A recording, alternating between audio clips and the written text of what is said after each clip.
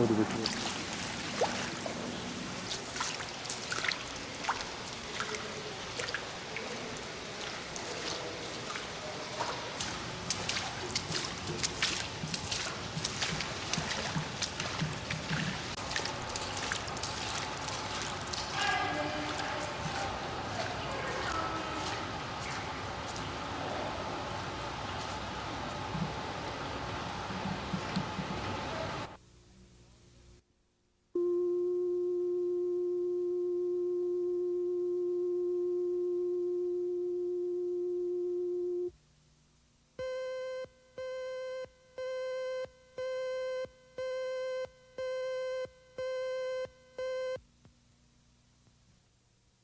It is not, in my opinion, anything other than a moderate, long overdue decision to include sexual discrimination among the lists of rights that are available to Americans who have been unjustly treated.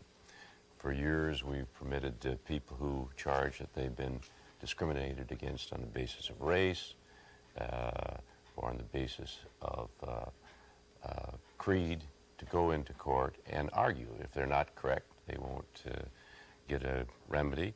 If they are, then unjust treatment must be adjusted. That's all it does.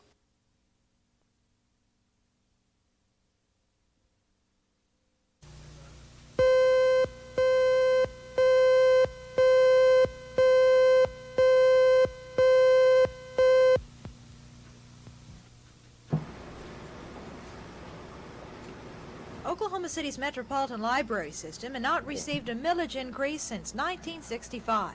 At that time, the city had only 5 branch libraries. That number has now grown to 11. A small budget kept the book collection small, and it also affected the number of hours the libraries were open. But now, as a result of the election, all the public libraries in Oklahoma County will be staying open longer and doubling a book collection that could take as long as 8 years to complete. All this is the result of a 3-year campaign to improve the Metropolitan Library System, and supporters were thrilled. Just delighted, because it represents a vote of confidence as well as a vote at the electorate, and it means that they want more library service and they're willing to pay a small amount to get it, and we will deliver it to them. We had 600 volunteers that really dedicated 2 weeks to getting the vote out. So we were able to get our supporters to the polls, and I think it's very important that we did have a good turnout. We were very pleased with the turnout. But the workers' efforts also helped another question on the ballot, and it pertained to the City-County Health Department. Sherry Sellers has that report.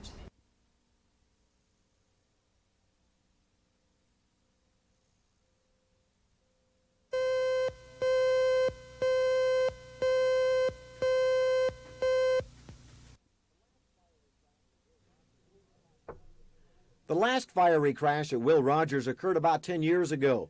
A group of 7 men returning from a hunting trip died when their twin-engine Beechcraft lost power on takeoff. Witnesses say the plane reached a height of about 400 feet when it suddenly banked and crashed. It's too early to speculate on what caused today's crash, but pilots have criticized Washington's National for years. They say the airport is hemmed in by the city. Will Rogers doesn't have that problem. We have a very large airport at Will Rogers. As a matter of fact, it's the 4th largest in size in the United States. Early civic leaders encouraged the city of Oklahoma City to buy land surrounding the airport to protect it from encroachment of residential areas. So, number one, we don't have residential areas near Will Rogers. It covers an area of 7,500 acres. It's a very large airport. We've got open fields. We don't have houses. We don't have tall buildings. We don't have high towers.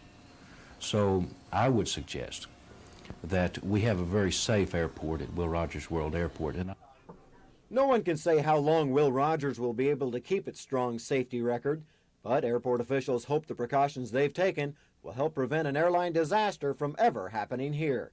Scott Wallace, Action 4.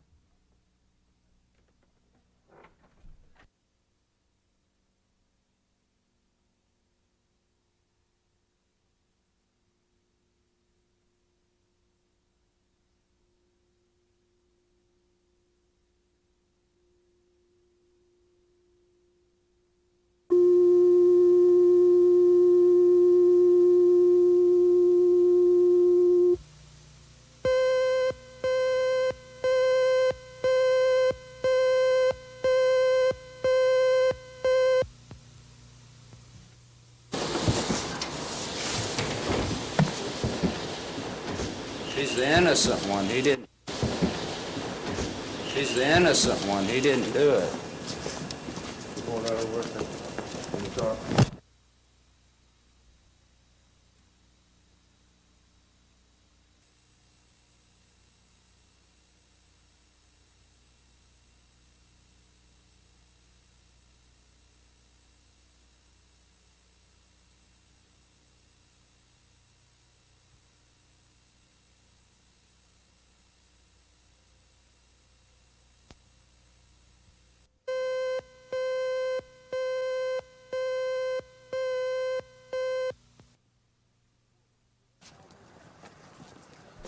Action 4 was first on the scene seconds after the suspects were captured.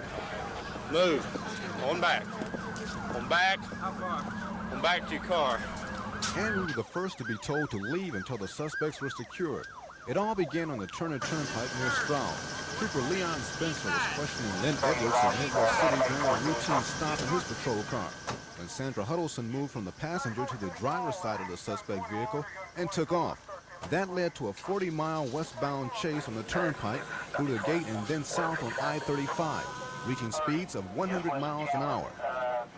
Just north of Memorial Road, Action 4 witnessed Trooper Spencer overtake the speeding car by forcing it into a complete turn and then using his patrol car to run the car into a concrete divider. Trooper Spencer had 2 ribs broken during a brief scuffle. Huddleston was then arrested along with Everett Johnson, who was also a passenger in the getaway car. All suspects will be charged with about a dozen violations. The Highway Patrol estimates that at least 10 cars were forced off the road during the chase by the suspects, but no motorist was injured.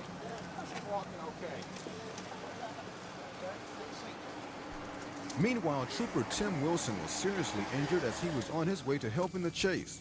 Trooper Wilson lost control of his car on the I-35 construction detour. He was thrown 70 feet from the car before it rolled over twice. Wilson was taken to Mercy Health Center with a broken leg and pelvis. Several troopers stayed at the hospital to learn of the injured trooper's condition. Oklahoma County District Attorney Bob Macy was also on hand when more was known. Trooper has just came out of surgery. I had exploratory surgery for internal injuries. He's still listed as serious. However, they said he did not have any serious internal problems that would cause him any problems in the future. Lieutenant Lockwood thinks the suspects took off because they had apparently been sniffing paint. Ed Stewart, Action 4 at Mercy Health Center. We do expect him to eventually recover. Okay. I understand the car.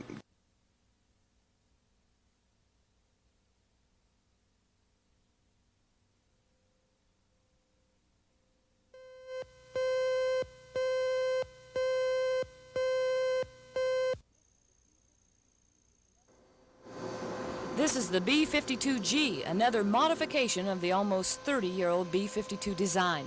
This pylon is the alteration which enables the craft to carry long-range cruise missiles. Today was the first real flight for the B-52G as its crew flew out to Griffiths Air Force Base in New York. Brigadier General Walter Poor says the new project is important to Tinker and to national defense. This modification process has been in the drawing boards for several years now. Of course, this is the culmination. This is the first kit-proofed airplane that's been completed. It's a very, very large project that has to do with Tinker, ALC, San Antonio. And of course, the big payoff is national security. This project here will allow us to maintain this bomber for at least another 10 years in a very viable role.